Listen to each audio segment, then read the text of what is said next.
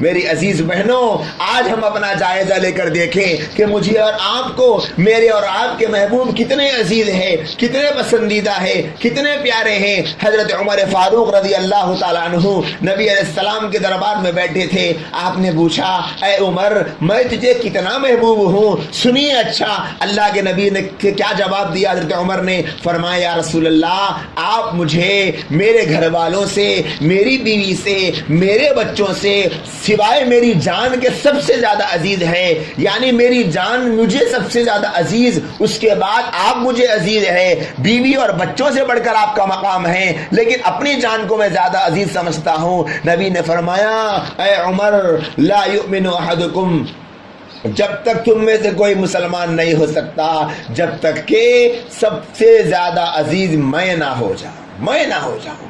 فرمایا کہ تو تیری جان سے زیادہ مجھے عزیز سمجھ، اسی وقت کامل مومن ہوگا۔ حضرت عمر نے اسی وقت فرمایا، یا رسول اللہ، میں اپنی جان سے زیادہ آپ کو عزیز سمجھتا ہوں۔ تو کیا فرمایا اللہ کے نبی نے، الآن یا عمر، اے عمر، اب تیرا ایمان مکمل۔